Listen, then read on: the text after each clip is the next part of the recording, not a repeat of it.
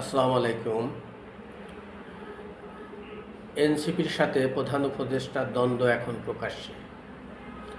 ইতিমধ্যেই প্রধান উপদেষ্টার সিদ্ধান্তকে চ্যালেঞ্জ জানিয়ে এনসিপি থেকে সার্জিস আলম সহ হাসনাত আবদুল্লাহ নানান ধরনের বক্তব্য প্রদান করে আসছেন।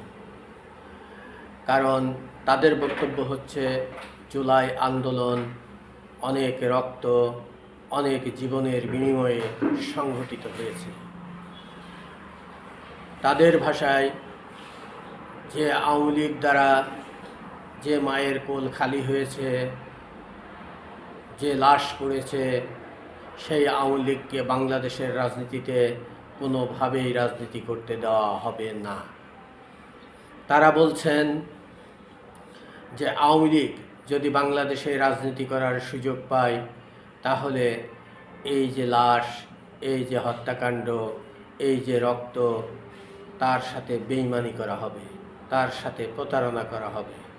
তারা ডক্টর ইউনূসের যুক্তরাষ্ট্রে অবস্থানকালে সাংবাদিকদের দেওয়া বক্তব্য যে আওয়ামী লীগের কার্যক্রম নিষিদ্ধ করা হয়নি, নিবন্ধনও নিষিদ্ধ করা হয়নি, শুধু সাময়িক স্থগিত করা হয়েছে এবং যে কোনো মুহূর্তে আওয়ামী লীগের কার্যক্রমের উপর স্থগিতাদেশ উঠিয়ে নেওয়া হবে। এই ঘটনাটিকে এনসিপি কোনোভাবেই মেনে নিতে পারছে না।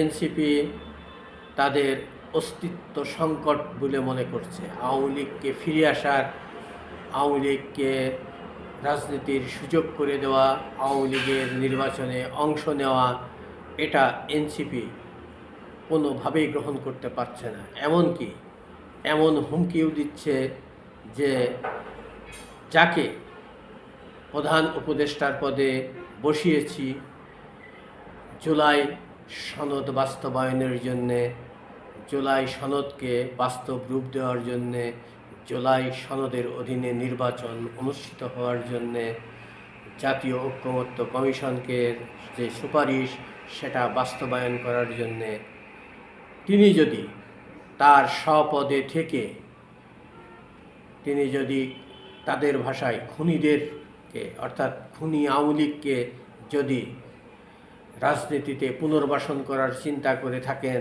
তাহলে আমরা আবার রাজপথে নামব, আবার জনগণকে সাথে নিয়ে আমরা আন্দোলনের ডাক দেব। এখন প্রশ্ন হচ্ছে যে সার্জিস আলম, হাসনাত আবদুল্লাহ সহ প্রধান উপদেষ্টার বিরুদ্ধে যে বক্তব্যগুলো তারা দিচ্ছেন, তাদের এই বক্তব্যগুলোর ভিতর দিয়ে এটা স্পষ্ট যে এনসিপি এবং প্রধান উপদেষ্টা এখন মুখোমুখি। তাদের অবস্থান সম্পর্ক এখন প্রকাশ্যে সাংঘর্ষিক, তাদের দ্বন্দ্ব এখন প্রকাশ্যে চলে আসলো। প্রশ্ন হচ্ছে কি করবেন এখন প্রধান উপদেষ্টা ডক্টর মোহাম্মদ ইউনূস? তিনি কি আওয়ামী লীগকে নির্বাচনের সুযোগ দিবেন, নাকি এনসিপির দাবি সাথে তিনি একত্র হয়ে যাবেন? যদি তিনি একত্র হন, তাহলে বিশ্ব নেতাদের কাছে তিনি কি জবাব দিবেন? আর যদি একত্র না হন, তাহলে এনসিপি নামক দলটির সাথে তার যে সম্পর্ক, তার যে ঐক্য, অটুট বাঁধন, সেটা বিনষ্ট হয়ে যাবে। উভয় সংকটে ডক্টর মোহাম্মদ ইউনূস। তিনি কি করবেন তা এই মুহূর্তে আমরা অনুধাবন করতে না পারলেও আমরা এটা বুঝতে পারছি যে এনসিপির সাথে তার এক দ্বন্দ্বটি এখন প্রকাশ্যে এবং সেটা দিন দিন প্রকট আকার ধারণ করবে।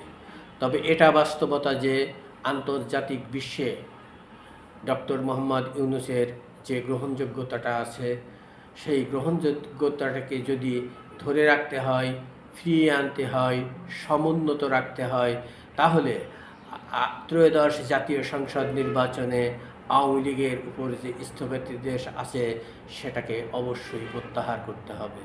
তাদেরকে নির্বাচন করার পথ তৈরি করে দিতে হবে। আর যদি সেটা তৈরি না করেন, তাহলে সেটা হবে একতরফা নির্বাচন, মুষ্টিমেয় হাতে গোনা কয়েকটি দলের নির্বাচন, এবং সেই নির্বাচনটি বিশ্বের কাছে গ্রহণযোগ্য হবে না। সেক্ষেত্রে ডক্টর ইউনূস তার স্বপদে থেকে একটি বিতর্কিত ইতিহাসের জনক হবেন। কাজেই ডক্টর ইউনূস এখন কোন পথটিকে বেছে নেবেন? তিনি আওয়ামী লীগকে নির্বাচনে সুযোগ দিবেন, নাকি এনসিপির কাছে মাথা নত করবেন?